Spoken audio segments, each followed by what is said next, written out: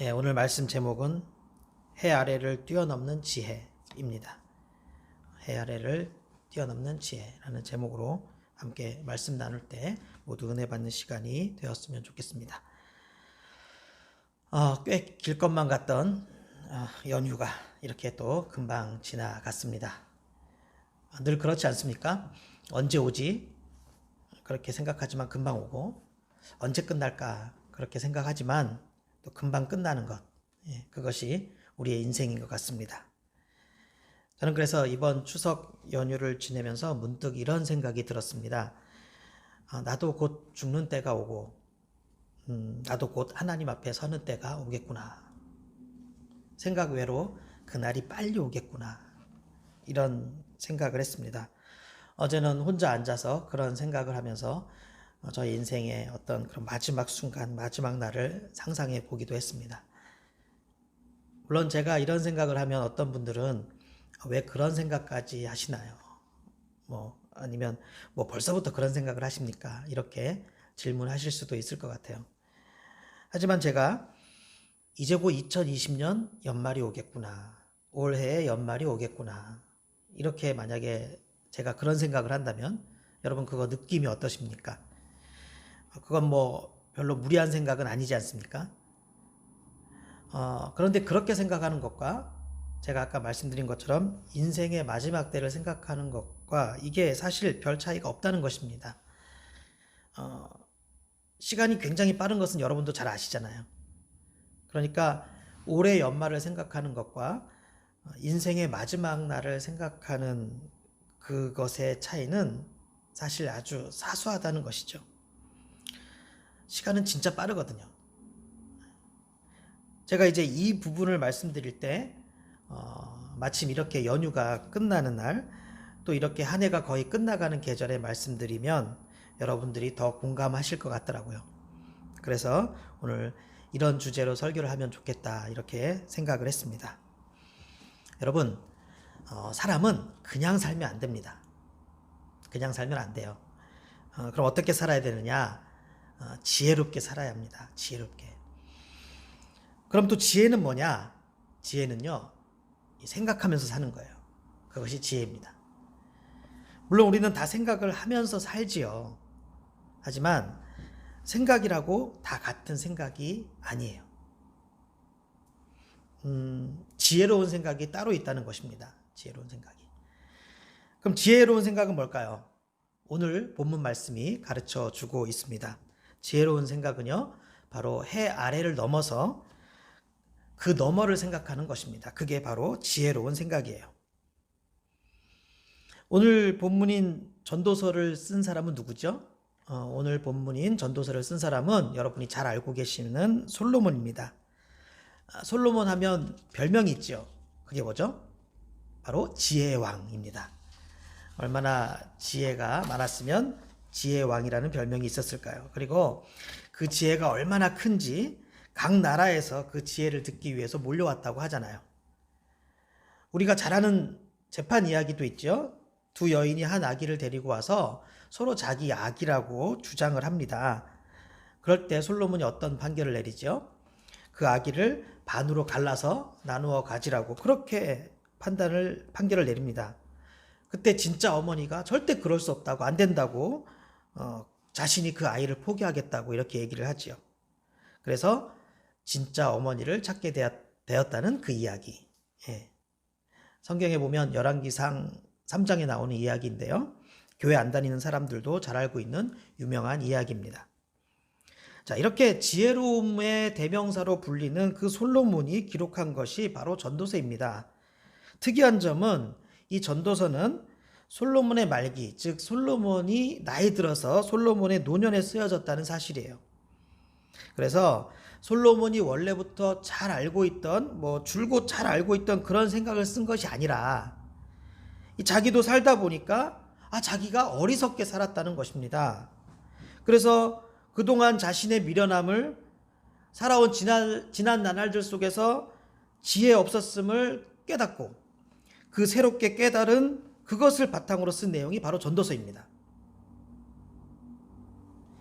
그러니까 어떻겠어요? 그만큼 이 전도서는 정말 귀한 성경입니다. 어떻게 보면 잠언보다 더 지혜로운 성경이 전도서예요. 사람들은 대체로 지혜서라고 하면 잠언만 생각을 합니다. 하지만 저는 지혜 중에 진짜 지혜들이 농축된 것은 전도서라고 생각합니다. 그래서 여러분이 이 전도서를 잘 묵상하셔야 돼요. 그러면 인생을 지혜롭게 살 수 있고 승리할 수 있다는 것입니다. 그런데 아시는 분은 아시겠지만 오늘 본문도 그렇고 전도서에는 참 많이 반복되는 말이 있습니다. 뭐죠? 네, 헛되다. 헛되다는 말이 참 많이 반복되고 있어요. 오늘 본문 말씀 2절만 보더라도 헛되고 헛되며 헛되고 헛되니 모든 것이 헛되도다. 자, 이 한 절에 헛되다는 것이 몇 번이나 나와 있죠? 네, 5번이나 나와 있죠? 이렇게 헛되다는 말을 진짜 많이 반복하고 있는 것을 보게 됩니다. 그래서 어떤 사람들은 그저 전도서를 우울한 책으로 생각하고 또 무슨 니체의 사상과 비교하기도 하는데요. 그것은 전도서를 제대로 모르는 사람들이 하는 말이에요. 사실 헛되다는 말의 의미가 뭐냐? 이 헛되다는 말의 의미가 잘 담긴 구절이 오늘 본문 말씀 9절에 있는 말씀입니다. 그래서 헛된 게 뭐냐? 해 아래에 있는 것들이 헛되다는 것이죠. 자, 그럼 해 아래에 있는 게 뭐냐? 일단 이 세상을 말해요. 우리가 살아가고 있는 이 세상을 말합니다. 자, 그런데 그냥 세상이 아니라 더 정확히 말하자면 해 아래의 세상이라는 것은 하나님 없는 세상을 말합니다. 하나님 없는 세상. 하나님 없는 세상이 있어? 이렇게 생각하실 수도 있는데요. 그래서 더 정확히 말하자면 하나님의 뜻이 없는 세상. 그러니까 사람들이 하나님의 주권과 하나님의 뜻과 비전 아래에서 살아가는 것이 아니라 그냥 살아갈 때 그렇게 살아가는 세상, 그것을 해 아래 세상이라고 표현하는 것입니다. 솔로몬이 그런 세상과 또 그런 세상에서 이제 살다 보니까 이 결말을 맞다 보니까 제대로 살아보니까 어떻다고요? 헛되다는 거예요. 헛되다는 거예요. 그리고 또 새 것이 없더라는 것입니다. 새로울 것이 없는 오래된 것들의 반복. 그런 세상을 멀리서 바라보고 종합적으로 평가해 보니까 어떻다고요? 헛되다는 거예요. 헛되다. 이것이 그동안 자신이 살아온 인생의 결론이라는 그런 거예요. 여러분, 이번 연휴도 그렇지 않습니까? 새로울 것 없죠? 늘 이런 식이었죠. 그렇게 큰 즐거움을 줄 것처럼 설레게 찾아오더니만 금방 또 지나가요. 그래서 또 다음 연휴는 언제인가 하면서 달력을 뒤적거리게 되고 이번엔 정말 특별하게 보내고 싶었는데 늘 그랬던 것처럼 과거의 똑같은 반복이었죠. 피곤함과 공허함을 안고 일상의 업무로 다시 복귀하게 됩니다. 어찌 보면 다람쥐 쳇바퀴 돌듯이 돌고 도는 것이 바로 내가 사는 모습인 것 같아요. 가만히 생각하면 잠깐의 설렘도 있었지만 그보다 더 큰 무게로 남아있는 것은 피곤함과 허무함이죠. 반복되는 루틴의 일상이죠. 자, 솔로몬은 바로 이 놀라운 진리를 다 늙어서 깨달은 거예요. 그리고 뭐가 진짜 중요한지를 깨달은 거예요. 뭐가 보석처럼 귀한 것인지를 깨달은 거예요. 또 어떻게 살아야 후회 없이 사는 것인가를 깨달은 거예요. 그런데 어쩌나 이미 다 끝났어요. 시간을 되돌릴 수가 없어요. 인생이 다 끝났어요.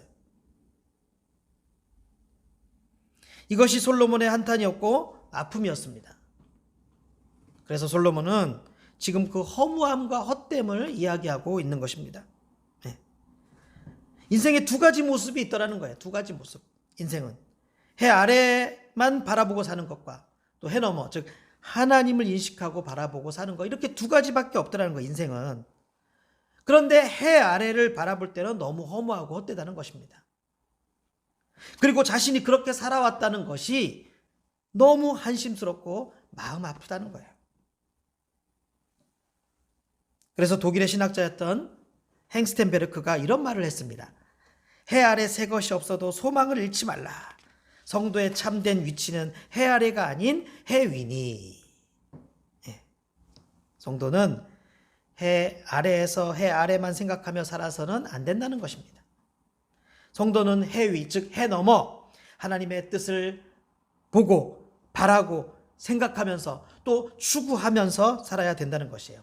그래야 인생의 허무함에 아파하지 않고 진짜 인생을 멋있고 힘차게 살아갈 수 있는 것입니다. 그래야 인생을 기쁘게 살아갈 수 있습니다. 그래야 인생을 제대로 살아갈 수 있다는 거예요. 해 너머를 바라볼 수 있어야. 그래서 만일 우리가 하나님의 뜻과 비전과 사명으로 살아가지 않는다면 즐거워도 잠깐이요, 웃어도 잠깐이요, 재미있어도 잠깐이요, 그 잠깐의 시간이 지나면 결국에는 허무하고 우울하고 가슴 깊은 상처로 아파하게 된다는 것입니다.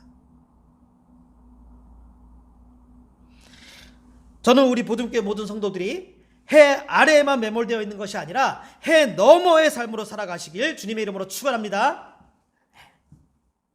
그것이 바로 진정한 축복이요, 진정한 은혜예요. 그것이 바로 한 것만 붙잡고 사는 인생이 아니라 새 것을 붙잡고 신나게 살아가는 인생이에요. 새 것만이 진정한 기쁨과 행복을 가져다 줄 수 있습니다. 그런데 해 아래에는 새 것이 없다는 것이에요. 하나도 없어요. 새 것은 오직 해 너머에만 있습니다. 제가 성경에서 새 일이나 뭐 새로운 것들, 이렇게 새로운 것들, 이런 것들을 언급한 말씀들을 쭉 찾아봤거든요. 그런데 이런 말씀들이 있었습니다. 제가 네 구절을 찾아봤는데요. 먼저 이사야 43장 19절에 보니까 보라 내가 새 일을 행하리니 이제 나타낼 것이라 너희가 그것을 알지 못하겠느냐 반드시 내가 광야의 길을 사막의 강을 내리니, 이런 말씀이 있었고요. 마태복음 9장 17절을 보니까 새 포도주를 낡은 가죽 부대에 넣지 아니하나니 그렇게 하면 부대가 터져 포도주도 쏟아지고 부대도 버리게 됩니다. 새 포도주는 새 부대에 넣어야 둘이 다 보존되느니라, 이런 말씀이 있었고요. 요한복음 13장 34절을 보니까 새 계명을 너희에게 주노니 서로 사랑하라. 내가 너희를 사랑한 것 같이 너희도 서로 사랑하라. 또 로마서 6장 4절을 보니까 그러므로 우리가 그의 죽으심과 합하여 세례를 받음으로 그와 함께 장사되었나니 이는 아버지의 영광으로 말미암아 그리스도를 죽은 자 가운데서 살리심과 같이 우리로 또한 새 생명 가운데서 행하게 하려 함이라. 자, 이렇게 새 일이나 새로운 것을 언급하는 말씀들이 있더라고요. 자, 제가 지금 네 구절을 말씀드렸는데 이게 좀 여러분이 눈으로 보시면서 이렇게 들으시면은 좀 이해하시기 쉬울 텐데, 지금 제가 새 것이라고 언급된 것들의 뭐 공통점이나 이런 것도 어떤 느낌이 오시나요? 자, 새 것은 어떤 것들일까요? 그 전에 먼저 헌 것부터 볼까요? 오늘 본문에 나오는 것들, 오늘 본문에 있는 것들이 이제 헌 것들이 나와요. 4절에 보니까 세대도 그렇고요. 5절에 해도 마찬가지고, 또 6절에 보면 바람도 그렇고요. 7절에 강물도 그렇고요. 그러니까 모든 만물이, 즉 해 아래 있는 모든 것들은 다 헌 것이에요. 헌 것들이에요. 그냥 신선하다고 내가 잠깐 느끼는 것뿐이에요. 사실 신선한 것들은 하나도 없습니다. 반면에 제가 아까 살펴본 그 성경 말씀들에서 새로운 것들이라고 말하는 것들은 이게 어떤 것들이에요? 자, 일단 누구랑 관련이 있습니까? 바로 하나님과 관련이 있잖아요. 그래서 뭐 내가 새 일을 행하리니, 이게 뭐예요? 하나님의 비전, 하나님이 펼쳐지는 역사를 말합니다. 또 뭐 새 포도주와 새 부대, 이것은 하나님의 새로운 언약, 그래서 새로운 교회 시대를 말해요. 또 요한복음의 새 생명이라는 건 뭐냐? 새 계명이라는 건 뭐냐? 하나님으로부터 나오는 계명이죠.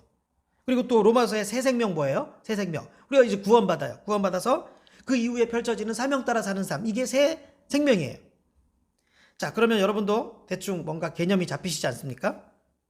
네. 일단 해 아래에는 새 것이 없어요. 그리고 그 해 아래에서만 살면 인생은 헌 것들만 붙잡고 반복하는 삶이기 때문에 그 삶은 결국 헛되고 허무합니다. 그래서 우리는 해 너머를 볼 수 있어야 한다는 거예요. 이것을 다른 말로 하면 새로운 삶의 관점을 가져야 된다는 말입니다. 그 과학혁명의 구조라는 책을 쓴 토마스 쿤이 새로운 패러다임을 가지고 살아야 된다, 이렇게 말을 했는데요. 우리도 새로운 패러다임을 가지고 살아야 된다는 거예요. 새로운 패러다임. 자, 그 새로운 패러다임 뭐냐? 지금 말씀드린 그 성경 구절에 나오는 새날, 새일, 이런 것들이 새로운 패러다임이에요. 자, 이런 새로운 패러다임을 붙들고 살아야 된다. 하나님이 주시는 새로운 인생, 하나님이 주시는 새로운 말씀, 하나님이 주시는 새로운 일, 하나님이 보여주시는 비전, 하나님이 뜻하시는 일, 하나님이 만들어 가시는 나라, 바로 이런 것들이 우리가 붙잡아야 할 새로운 패러다임이에요. 이 새로운 패러다임을 붙잡아야 우리의 인생이 허무하지가 않아요. 이 새로운 패러다임을 붙잡아야 우리의 인생이 우울하지가 않아요. 이 새로운 패러다임을 붙잡아야 우리의 인생이 변화됩니다. 심지어 우리가 그토록 힘들어하는 일상이 행복해지고, 우리가 그토록 지겨워하는 일상이 이제 가슴 두근거리는 그런 벅찬 나날들이 되고, 우리가 그토록 힘들어하는 문제들이 해결되는 축복을 누리게 됩니다. 그래서 바로 여러분이 알고 계셨던 이 놀라운 말씀이 나오는 거예요. 마태복음 6장 33절이요. 그런즉 너희는 먼저 그의 나라와 그의 의를 구하라. 그리하면 이 모든 것을 너희에게 더하시리라. 이 말씀이 나오는 거예요. 네. 여기서 그의 나라와 그의 의가 바로 새로운 패러다임이에요. 여기서 그의 나라와 그의 의가 바로 해 아래에 있지 아니하고 해 너머에 있는 새로운 것들이에요. 바로 이런 하나님 나라와 하나님의 비전이 우리를 두근거리게 만들고, 우리를 활력 있게 만들고, 우리를 보람되게 만들고, 우리를 행복하게 만드는 것들이에요. 우리의 무기력하고 허무한 인생을 찬란하게 빛나는 인생으로 바꾸는 것들이에요. 그것이 바로 하나님의 비전을 품고 사명을 감당하며 사는 인생입니다. 좀 더 쉽게 말하자면, 여러분이 힘들게 공부하고, 여러분이 힘들게 돈을 벌고, 여러분이 힘들게 살아가고 있는 그런 모든 행동들, 그런 모든 행동들의 방향을 이제 하나님의 뜻에 맞추라는 것입니다. 하나님의 뜻에 맞추라는 거예요. 여러분이 회사를 다닙니다. 여러분이 사업을 합니다. 여러분이 가정을 꾸립니다. 자녀를 양육합니다. 어디를 갑니다. 누구를 만납니다. 이런 모든 것들의 목적을 하나님 뜻에 맞추라는 것이에요. 하나님 뜻에 맞추라는 거예요. 그 목적을 가지고 출근하세요. 그 목적을 가지고 청소하세요. 그 목적을 가지고 일하세요. 그 목적을 가지고 돈 버세요. 그 목적을 가지고 오늘을 살아가세요. 그것이 바로 새로운 패러다임으로 사는 삶이에요. 여러분이 그렇게 살 때 솔로몬도 넘지 못했던 그 한계를 뛰어넘는 인생을 살게 되는 것입니다. 솔로몬이 받지 못했던 그 축복을 받게 되는 것입니다. 솔로몬은 낡은 패러다임으로 낡은 인생을 살았고, 새로운 패러다임을 너무 늦게 깨달았던 거예요. 그래서 그 뒤로 그의 가정과 자녀들과 나라가 망하기 시작한 거예요. 솔로몬은 새로운 패러다임을 너무 늦게 깨달았습니다. 너무 늦게 깨달았어요. 솔로몬은 해 아래를 벗어나 존재하는 해 너머의 새 것들을 너무 늦게 바라보았습니다. 그래서 이제 나이 들어 곧 하나님 앞에 서게 될 그 순간을 앞두고 전도서라는 긴 글들을 남기면서 이렇게 결론으로 우리에게 조언합니다. 전도서 맨 마지막 부분을 함께 볼까요? 전도서 12장 13절부터 14절입니다. 자신의 살아왔던 날을 후회하면서 세상의 정체가 무엇인지를 말하면서 이제 이렇게 결론을 내립니다. 전도서 12장 13절부터 14절 우리 같이 읽겠습니다. 시작. 이래의 결국을 다 들었으니 하나님을 경외하고 그의 명령들을 지킬지어다. 이것이 모든 사람의 본분이니라. 하나님은 모든 행위와 모든 은밀한 일을 선악간에 심판하시리라. 헛된 인생과 그에 대한 대안으로 하나님을 경외하는 것에서만 삶의 진정한 의미를 찾을 수 있다. 이렇게 말해주고 있는 것이죠. 우리 이번 큐티책 10호로 여러분 받으셨나요? 그 10호로 앞부분을 보면 고 하용조 목사님의 이런 글이 있었습니다. 산 정상에 오르거나 밤하늘에 반짝거리는 별들을 보면 가슴이 뛰지 않습니까? 심장이 고동친다는 것은 살아있다는 증거입니다. 예수님을 믿는 것도 이와 같습니다. 주님을 생각하면 가슴이 뜁니다. 주님의 영광과 꿈과 비전을 생각하면 미래가 보이고 사람들이 몰려오는 환상이 보입니다. 우리는 주님의 마음을 품고 주님의 안목으로 세계를 바라보아야 합니다. 모든 그리스도인은 이 일에 부르심을 받았다는 사실을 알아야 합니다. 한 사람도 예외가 없습니다. 우리의 인생을 가슴 뛰게 만드는 것은 해 아래 이 세상에는 아무것도 없습니다. 오직 해 너머의 새로운 패러다임에만 있다는 것입니다. 구약시대에 에스겔이라는 한 선지자가 있었습니다. 그의 환경을 바라볼 때 의욕을 잃어버리고 주저앉아 있을 수밖에 없었습니다. 그런데 어느 날 하나님께서 에스겔에게 한 환상을 보여주십니다. 골짜기에 수없이 많은 마른 뼈들이 있는 거예요. 오래전 전쟁터에서 죽었던 많은 군사들의 뼈처럼 보였습니다. 그리고 하나님께서 질문을 하십니다. 너 사람아. 하나님은 에스겔을 부르실 때 너 사람아, 사람아 이렇게 부르셨어요. 너 사람아, 이 뼈들이 살 수 있겠느냐? 이 뼈들이 과연 살아날 수 있겠느냐? 이렇게 완전히 시간이 많이 지나고 메말라버린 이 뼈들이 다시 살아날 수 있겠느냐? 하나님이 이렇게 에스겔에게 질문을 하신 거예요. 그러면서 에스겔에게 그 뼈들을 향해 살아나도록 명령하라고 하십니다. 에스겔이 명령합니다. 그러자 뼈가 붙고 힘줄이 생기고 살이 붙고 피부가 덮이고 또 생기를 불어오도록 명하자 생기가 들어오더니 살아나는 거예요. 마침내 큰 군대를 이루게 됩니다. 그 뼈들이. 자, 이 환상이 하나님이 보여주시는 이 환상이 의미하는 것은 무엇일까요? 무슨 교훈이 있을까요? 비록 현실에서 불가능하다고 생각되고 사람들로부터 어리석은 평을 들어도 하나님께서 보여주시는 그 비전을 따라가는 사람들이 바로 하나님의 사람들이며 그런 사람들에게 놀라운 기적이 일어난다는 뜻입니다.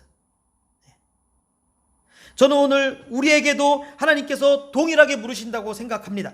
의욕을 잃어버리고 무기력하게 지쳐있는 우리에게 물으십니다. 이 뼈들이 살아날 수 있느냐? 재광아, 이 뼈들이 살아날 수 있겠느냐? 혜용아, 이 뼈들이 살아날 수 있겠느냐? 정혁아, 이 뼈들이 살아날 수 있겠느냐? 하나님께서 우리에게 이렇게 물으신다는 거예요. 물으신다는 거예요. 여러분은 모두 일상에서 기적이 일어나기를 꿈꾸시지 않습니까? 내 사업이나 하는 일이 획기적으로 발전하기를 원하시지 않습니까? 정말 생각지도 못했던 역사가 일어나기를 원할 거예요. 그야말로 대박이 터지기를 원할 거예요. 하지만 그런 것들은요, 이 세상에서 불가능한 일입니다. 좀 죄송하지만 여러분들은 그냥 그렇게 그런 것들을 꿈꾸다가 어느새 인생이 훅 흘러가 버릴 거예요. 그게 우리가 사는 세상입니다. 자, 그런데도 하나님은 우리에게 계속 물으신다는 거예요. 뭐라고 물으세요? 이 뼈들이 살 수 있겠느냐? 이 뼈들이 살 수 있겠느냐? 자, 왜 이렇게 자꾸 물으실까요? 하나님은 왜 이런 질문을 우리에게 하실까요? 해 아래 패러다임에서 살아갈 때는 불가능하지만 해 너머 새로운 패러다임을 붙잡으면 가능하다는 것을 알려주시기 위해서입니다. 해 아래 반복되고 헛된 세상에서는 불가능하지만 못할 것 없으신 전지전능하신 하나님과 함께하는 그 인생에서는 가능하다는 것입니다. 목적이 달라지면 가능하다는 것입니다. 비전 따라 살아갈 때는 가능하다는 것입니다. 새로운 패러다임으로 사는 인생에서는 마른 뼈가 살아난다는 것입니다. 이것을 가르쳐 주시려는 거예요, 하나님께서.